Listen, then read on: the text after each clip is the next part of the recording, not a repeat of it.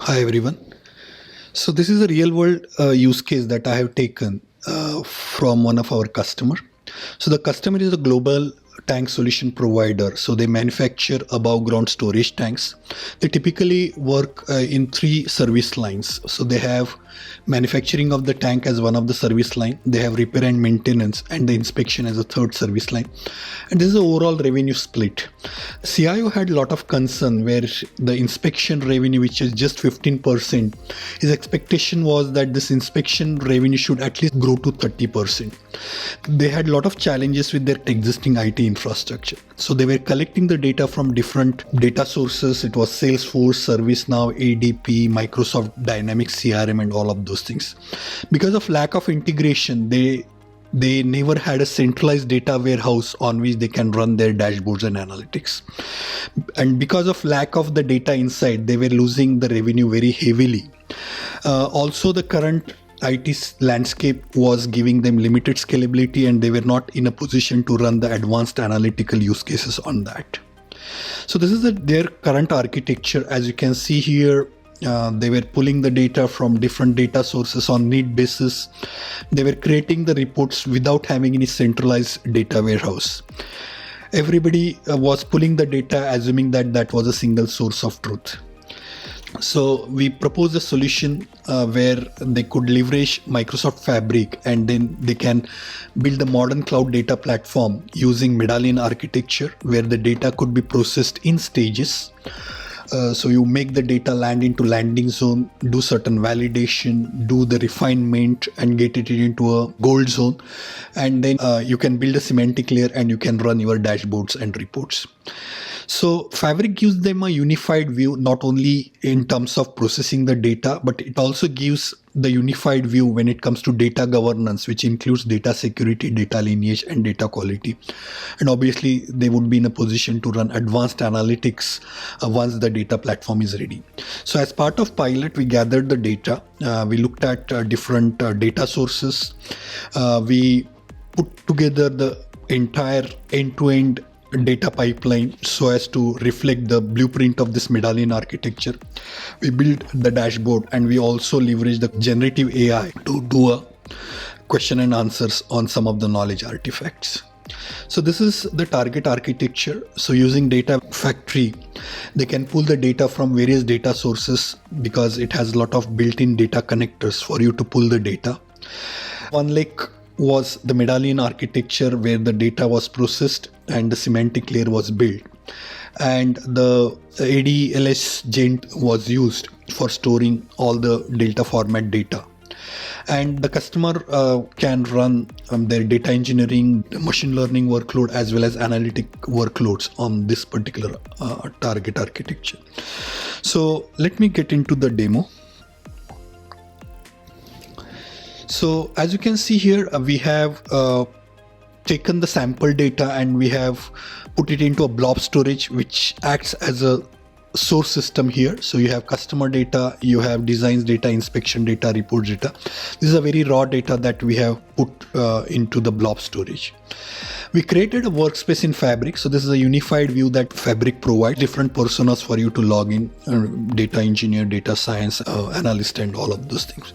So we created a data pipeline where I pulled the data from the source system, and then I did the entire curation and the transformation using the notebook. So I have already executed this activity couple of minutes before, and I was able to process that data using the notebook and store it into a Delta format. So this is a notebook that I had written where I ingested the data from the landing zone, got it into a Spark data frame. I did certain validation in terms of phone number, order date. I wrote the data into a Delta format, which is an external table over here. And you can see here all the data is now available. So on this data, I created the semantic model. So where these are the different data, I built the entire relationship between the facts and dimension table, added the required measures, and this is the semantic layer that I have built. So you can get to see the entire lineage of how the data is flowing from the data source to the semantic model through this lineage view. So I can see here, this is my blob storage, which acts as an external data source. I had had written a pipeline. I wrote a PySpark notebook for ETL, and then the entire data was then made available in the warehouse, on which I build a semantic model and on which I build the report. So let me show you the report. So this is the report that I have generated. This is a complete summary that any CXO would like to see. As you can see here, these are the top 10 customers. You can get to see where these tanks are located based on their geolocation coordinate. What is the overall revenue? How is this revenue split across different sales person? This was the data that the CIO was missing. They were not knowing what kind of inspection were performed on which tank, and that is where they were losing the revenue.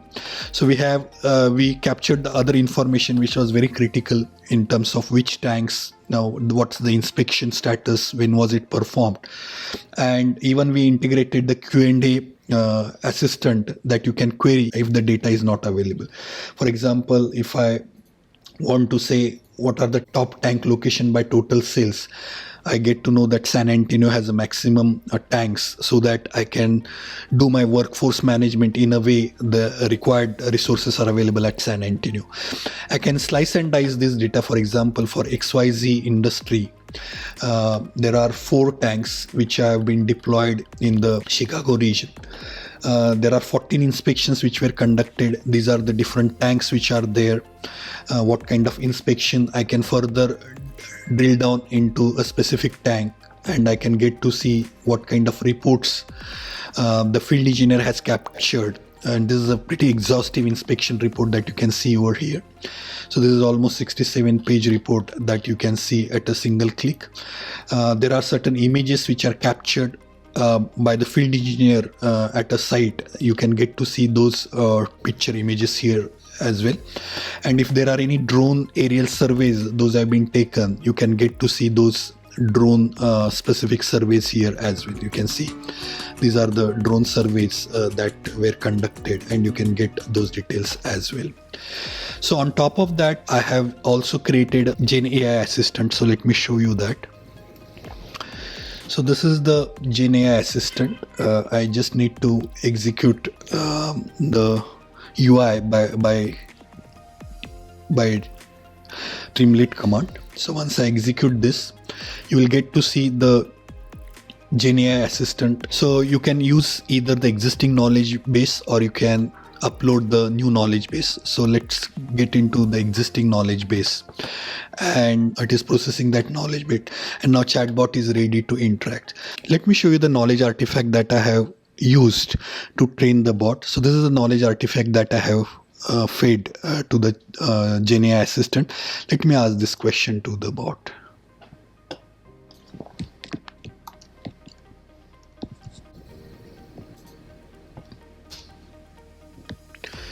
And as you can see here, it has taken that question and it has answered that. It is pretty much with what this document also says, per PI RP 100, which is one of the SOP procedure, and it gives the answer.